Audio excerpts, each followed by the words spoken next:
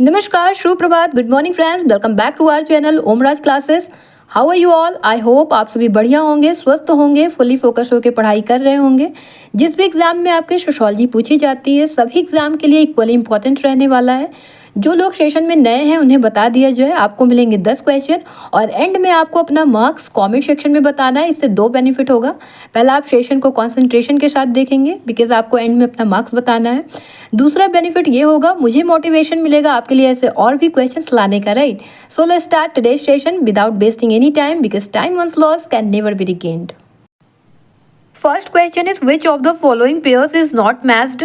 तो आपको बताना है यहाँ कौन सा पेयर मैच नहीं है। यहाँ पर आपको बुक्स के नेम दिए गए हैं और यहाँ पर आपको ऑथर का नेम दिया गया है, तो आपको बताना है इसमें कौन सा करेक्ट नहीं है हमारा।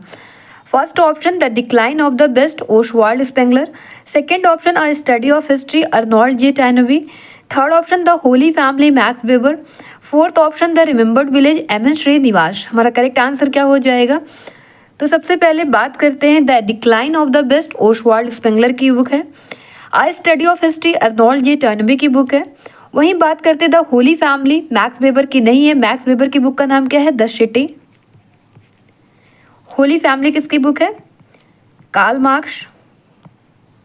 मार्क्स एंड फ्रेडरिक एंगल्स की बुक का नाम है। द रिमेंबर्ड विलेज किसका बुक है? M N Srinivas. तुम्हारा करेक्ट आंसर क्या हो जाएगा? कौन सा यहाँ मैच नहीं है? Option C. Second question is which of the following differentiate aberrant behaviour from non conforming behaviour.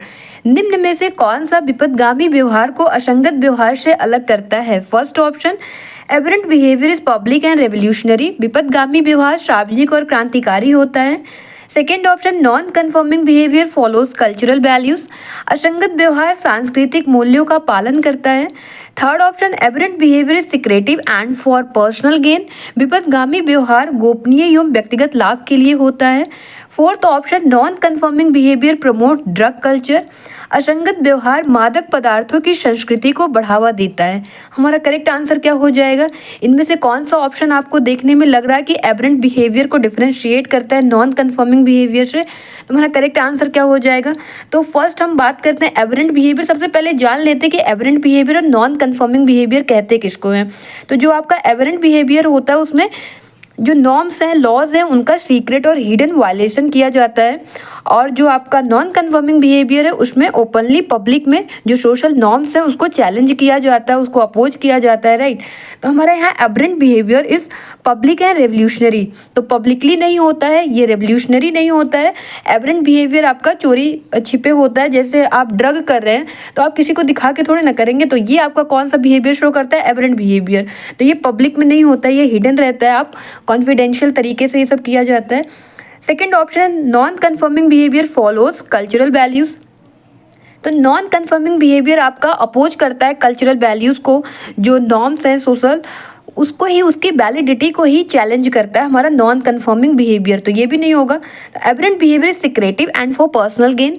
तो विपथगामी व्यवहार गोपनीय एवं व्यक्तिगत लाभ के लिए होता है। तो ये हमारा करेक्ट है। आप ड्रग करेंगे तो सीक्रेट तरीके से ही करेंगे, और आप टैक्स इवेजन करेंगे, टैक्स चोरी करेंगे तो वो कैसे करेंगे? उसमें आपका पर्सनल गेन होता है। तो राइट आंसर क्या हो जाएगा यहाँ? Option C. और non conforming behaviour promote drug culture. Drug culture promote नहीं करता है। ड्रग कल्चर आपको कहाँ देखने को मिलेगा? एबरेंट बिहेवियर में, राइट? तो aberrant behaviour generally involve secret violation for personal benefit while non conforming behaviour challenges norms openly, right? Third question is who are referred to as aboriginal. आदिवासी किसे कहा जाता है? इस टाइप के क्वेश्चन आपके पीजीटी में काफ़ी पूछे जाते हैं। फर्स्ट ऑप्शन है दोज माइग्रेटिंग फॉर एम्प्लॉयमेंट, जो रोजगार हेतु प्रवास करते हैं। Second option indigenous people of a region, किसी क्षेत्र के आदि निवासी। Third option those who depend on agriculture, जो कृषि पर निर्भर करते हैं। Fourth option those who displaced due to industrialisation, जो औद्योगिकरण के कारण विस्थापित हुए। तो हमारा करेक्ट आंसर क्या हो जाएगा? तो अबॉरिजिनल्स कौन होते हैं? इंडिजिनस पीपल होते हैं किसी स्पेसिफिक एरिया के जो ओरिजिनल इनहेबिटेंट होते हैं, वही हमारे आदिवासी होते हैं, अबॉरिजिनल्स होते हैं। तुम्हारा राइट आंसर क्या हो जाएगा? Option B, indigenous people of a region. तो आदिवासी वे होते हैं जो किसी देश या प्रदेश में आदिकाल से निवास करते आए हैं और उस क्षेत्र के मूल निवासी माने जाते हैं, right? Fourth question, what situation does the process of accommodation represent? सामंजन की प्रक्रिया किस स्थिति को दर्शाती है? फर्स्ट ऑप्शन कंप्लीट कॉन्फ्लिक्ट, पूर्ण संघर्ष। सेकेंड ऑप्शन पीसफुल कोएग्जिस्टेंस, शांतिपूर्ण सहअस्तित्व। थर्ड ऑप्शन एक्सटर्नल इंटरफेरेंस, बाहरी हस्तक्षेप। Fourth option one sided decision, एक तरफा निर्णय। तो हमारा राइट आंसर क्या हो जाएगा? तो अकोमोडेशन किसको कहते हैं? तो अकोमोडेशन एक प्रोसेस है जिसमें जो कॉन्फ्लिक्टिंग पार्टीज होती है, संघर्षरत पक्ष जो होता है, वह एक्सटर्नली संघर्ष को समाप्त कर शांतिपूर्ण सहअस्तित्व को अपनाते हैं, पीसफुल कोएग्जिस्टेंस को अपनाते हैं। ऑल्दो इंटरनल टेंशन रिमेन, उनके बीच में जो इंटरनल टेंशन रहती है वो वैसे बनी रहती है। तो हमारा करेक्ट आंसर यहाँ पर क्या हो जाएगा? Option B, peaceful coexistence. इसका आप बेस्ट एग्जांपल देख सकते हैं, जो आजकल वार हो रहा है दो कंट्री के बीच में, तो उनके बीच में सीज फायर आता है, तो वो है पीसफुल कोएग्जिस्टेंस। बस उनके बीच में जो टेंशन है वो बनी रहती है। तो आप पाकिस्तान को देखते हैं, आए दिन भारत के लिए वो सीज फायर वायलेशन अपना करता रहता है, right. Fifth question, who did C Wright Mills identify as the main proponent of abstracted empiricism? आमूर्त अनुभववाद के प्रमुख प्रणेता के रूप में C.W. मिल्स ने किसे चिन्हित किया? First option Karl Poppers, second option Talcott Parsons, third option Paul Lazarsfeld, fourth option Max Weber. हमारा करेक्ट आंसर क्या हो जाएगा?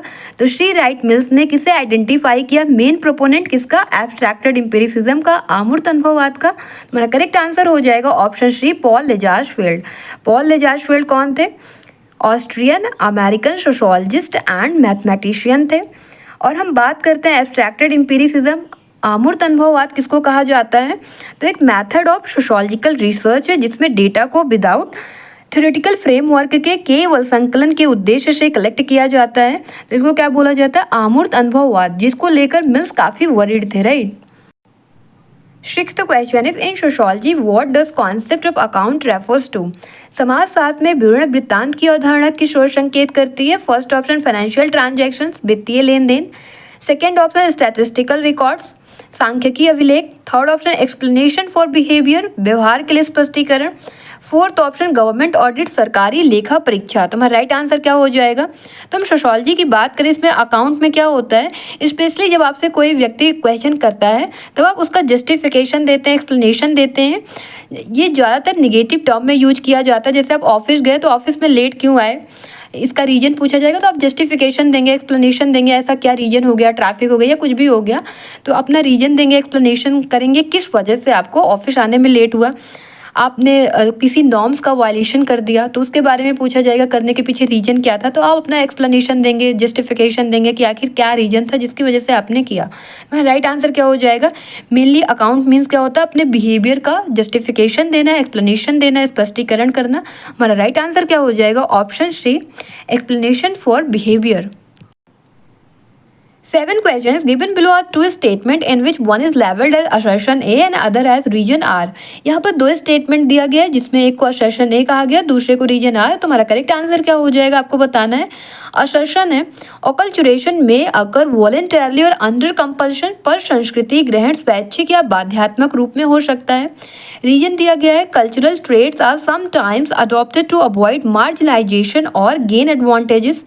कारण दिया गया है कभी कभी हाशिए पर जाने से बचने या लाभ प्राप्त करने हेतु सांस्कृतिक तत्वों को अपनाया जाता है। फर्स्ट ऑप्शन है ए एंड आर दोनों करेक्ट है, दोनों ट्रू है। R is the correct explanation of A, जो आर है वो करेक्ट एक्सप्लेनेशन है ए का। सेकेंड ऑप्शन है both A and R are true, A और आर आपका दोनों ही ट्रू है बट आर करेक्ट एक्सप्लेनेशन नहीं है ए का। थर्ड ऑप्शन है ए ट्रू है बट आर फॉल्स है। फोर्थ ऑप्शन है ए फॉल्स है बट आर ट्रू है। तुम्हारा राइट आंसर क्या हो जाएगा? तो ग्रुप्स में adopt dominant cultural practices to integrate और survive socially making both the certain reason valid and correctly linked. तो यहाँ हमारा करेक्ट आंसर क्या हो जाएगा? Option A, both A and R true and R is the correct explanation of A. तो हम बात करते हैं अकल्चरेशन किसको कहते हैं। तो संस्कृति संपर्क, जो आपका कल्चरल कांटेक्ट होता है उसके द्वारा जो परिवर्तनों का जो प्रोसेस होता है, जो चेंजेस का प्रोसेस होता है उसको हम अकल्चरेशन कहते हैं। पर संस्कृति ग्रहण, तो संस्कृति संपर्क द्वारा होने वाले परिवर्तनों की प्रक्रिया को हम अकल्चरेशन कहते हैं। और इस प्रोसेस में एक कल्चर दूसरे कल्चर के जो एलिमेंट्स होते हैं उसको वॉलेंटरली या अंडर प्रेशर में आकर ग्रहण करती है। और इस प्रोसेस का जो ओरिजिन का हिस्ट्री रहा है वो इंडिजिनस कल्चर का मॉडर्न सोसाइटीज़ के साथ जो उनका कांटेक्ट हुआ, जो संपर्क हुआ, उससे रिलेटेड है, राइट। और अकल्चरेशन क्या है? टू वे और बाईलैटरल प्रोसेस है, जिसमें ज़्यादा या कम दोनों ही पार्टी एक दूसरे के कल्चर्स को, उनके ट्रेड्स को, उनके एलिमेंट्स को, कॉम्प्लेक्सेस को, दोनों पार्टी में जो दोनों कल्चर्स होते हैं कांटेक्ट कर रहे हैं, उनके बीच में जो आदान प्रदान होता है संस्कृति का, उसको ही बोलते हैं acculturation, right. Eighth question, what does contra acculturation primarily represent?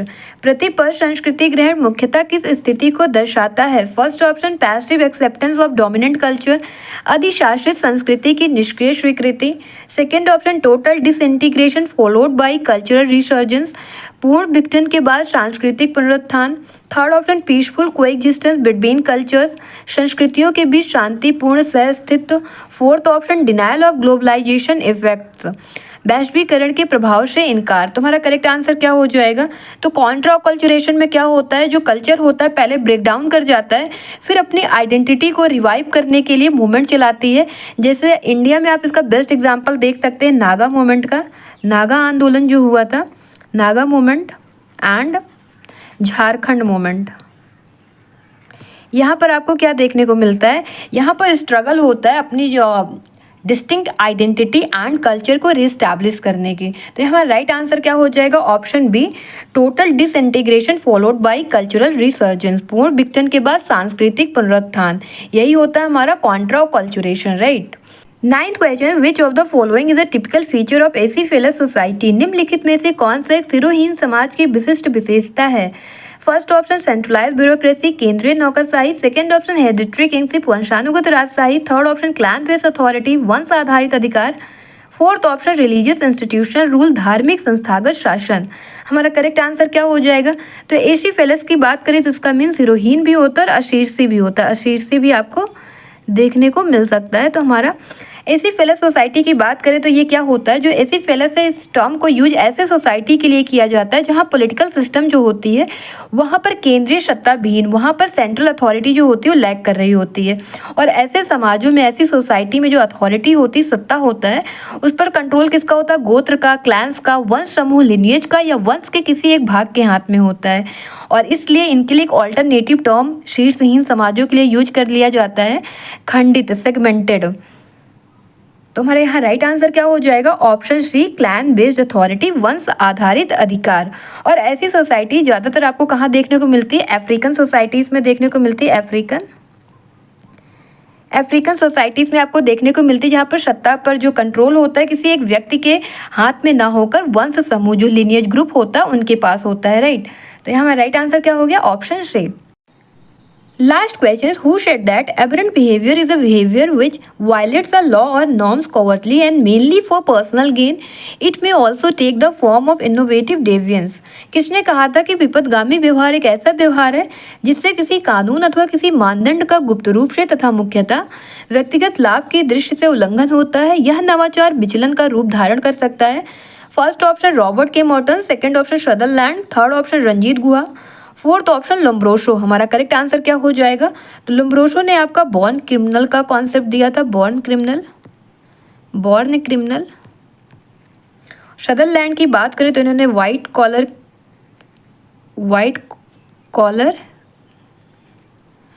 Collar crime का कॉन्सेप्ट दिया था। हमारा यहाँ राइट आंसर क्या हो जाएगा? एबरेंट बिहेवियर के बारे में किसने कहा है कि विपथगामी व्यवहार एक ऐसा व्यवहार है जिसे किसी कानून अथवा किसी मानदंड का गुप्त रूप से अथवा मुख्यतः व्यक्तिगत लाभ की दृष्टि से उल्लंघन होता है। तो हमारा राइट आंसर यहाँ हो जाएगा ऑप्शन ए, रॉबर्ट के मॉर्टन। आइए देख लेते हैं एबरेंट बिहेवियर, विपथगामी व्यवहार और नॉन कन्फर्मिंग बिहेवियर, असंगत व्यवहार के बीच में क्या डिफरेंस होता है। तो हमें एबरेंट बिहेवियर की बात करें तो यह सीक्रेट और हिडन वायलेशन होता है नॉर्म्स और लॉज का। तो छिपे रूप से सामाजिक नियमों या कानूनों का उल्लंघन है एबरेंट बिहेवियर। और नॉन कन्फर्मिंग बिहेवियर में क्या होता है? Open and public defines of social norms, सार्वजनिक रूप से सामाजिक मानदंडों का विरोध किया जाता है नॉन कन्फर्मिंग बिहेवियर में। वहीं हम बात करते हैं एबरेंट बिहेवियर का, तो इसमें पर्सनल बेनिफिट के लिए प्रेरित रहता है एबरेंट बिहेवियर। और नॉन कन्फर्मिंग बिहेवियर में सोशल चेंज, सामाजिक परिवर्तन लाने की प्रेरणा रहती है। और एबरेंट बिहेवियर जो रहता है doesn't challenge legitimacy of social norms, social norms की जो लेजिटिमेसी होती है उसको चैलेंज नहीं करता है एबरेंट बिहेवियर में। एंड नॉन कन्फर्मिंग बिहेवियर में questions and reject the existing norms and values, मौजूदा मानदंडों को अस्वीकार करता है और नए प्रस्तावित करता है। हम एग्जाम्पल की बात कर लें, एबरेंट बिहेवियर का आपका टैक्स इवेजन हो गया, ड्रग एडिक्शन हो गया, डेविएंट सेक्सुअलिटी हो गया, ये सब आपका एग्जाम्पल है एबरेंट बिहेवियर का। वहीं नॉन कन्फर्मिंग बिहेवियर की बात करें तो इसका एग्जाम्पल पॉलिटिकल प्रोटेस्ट हो गया, रिलीजियस डिसेंट हो गया, रिफॉर्म मूवमेंट हो गया। जैसे पहले आपको सती कस्टम चलता था, तो सती प्रथा को अपोज किसने किया? राजा राम मोहन रॉय जी ने। जब उनकी भाभी को चिता पे जलाने जाया जा रहा था, उस समय उन्होंने प्रोटेस्ट किया। उनका जो बिहेवियर था उस समय क्या था? Non conforming behaviour. वही में एबरेंट बिहेवियर की बात करते हैं, तो एबरेंट बिहेवियर के एग्जाम्पल में आप महात्मा गांधी जी को ले सकते हैं। अगर आपने उनकी ऑटोबायोग्राफी पढ़ी होगी, माई एक्सपेरिमेंट विद ट्रुथ, तो वहाँ पर उन्होंने लिखा है कि एक ऐसा टाइम आ गया था, क्योंकि उनकी संगत जो होती है कुछ गलत बच्चों के साथ हो जाती है। उनके जो दोस्त थे उनकी संगत अच्छी नहीं रहती, भाई के मना करने पर भी वो नहीं मानते हैं, तो उनके साथ तो वो ब्रोथल तक चले जाते हैं। तो वो उनका क्या हो गया? Aberrant behaviour. तो हम बात करते हैं यहाँ पर जो आपका एबरेंट बिहेवियर है वो एसोसिएट करता है इनोवेटिव डेविएंस और रिट्रीटिज्म से, नवाचार, विचलन या पलायनवाद से। और ये एसोसिएट करता है आपका non conforming behaviour associate with resistance और सोशल एक्टिविज्म, प्रतिरोध या सुधारवाद से संबंधित है। और एबरेंट बिहेवियर की बात करते हैं operate with in accepted societal goal but uses unacceptable means, स्वीकृत लक्ष्यों की प्राप्ति हेतु अपचारी साधनों का प्रयोग। जैसे आप वेल्दी बने, सोसाइटी चाहेगी, बट आप टैक्स इवेजन करके बने, ऐसा नहीं चाहेगी। टैक्स इवेजन करना क्या हो गया? फिर आपका एबरेंट बिहेवियर में आ गया। यही आपका इनोवेटिव डेविएंस होता है। सोसाइटी के द्वारा एक्सेप्टेड है, बट आप उसको अचीव करने के लिए, गेन करने के लिए जिस वे से जा रहे हैं, जो आपका मीन्स है वो सही नहीं है, राइट। और हम नॉन कन्फर्मिंग बिहेवियर की करते हैं बात, तो ये propose new norms to replace existing ones, तो मानदंडों की वैधता पर सवाल उठाकर उन्हें बदलने की कोशिश करता है। जो पुराने हैं उसके स्थान पर नए लाने की बात करता है। जैसे जब सती कस्टम था तो उसको हटाकर उसको रिप्लेस कर दिया गया, और पहले मैरिजेस नहीं होती थी, विडो मैरिजेस नहीं होती, तो उसके लिए भी आंदोलन चले। तो इन सब चीज़ों को हम बोलते हैं नॉन कन्फर्मिंग बिहेवियर। तो नॉन कन्फर्मिंग बिहेवियर आप पब्लिकली करते हैं, उसमें जो नॉर्म्स होते हैं, वैल्यूज़ होते हैं, उसको आप चैलेंज करते हैं। बट एबरेंट बिहेवियर में ऐसा नहीं होता। क्यों? एबरेंट बिहेवियर क्या होता है? ये हिडन वायलेशन नॉर्म्स और लॉस होता है। जब आप ड्रग कर रहे हैं और गलत चीज़ें कर रहे हैं तो आप किसी के सामने थोड़ी ना करेंगे। जब नॉन कन्फर्मिंग बिहेवियर जो होता है वो आपका वो शो करता है जो समाज में चल आ रहा होता है, और आप उसके अगेंस्ट में खड़े होते हैं, वो होता है, और आप उसकी वैलिडिटी को चैलेंज कर रहे होते हैं। तो वो है आपका नॉन कन्फर्मिंग बिहेवियर। आई होप आप समझ गए होंगे एबरेंट बिहेवियर और नॉन कन्फर्मिंग बिहेवियर के बीच में क्या डिफरेंस होता है, राइट। चलिए फिर अब आपको कमेंट सेक्शन में बताने हैं आपके कितने क्वेश्चन सही हुए। और ये रहा आपका टेलीग्राम हैंडल जहां से आप इस सेशन की क्विज प्रैक्टिस कर सकते हैं। That's it from my side, we will meet again new another session. Till then bye bye, thank you, Jai Hind.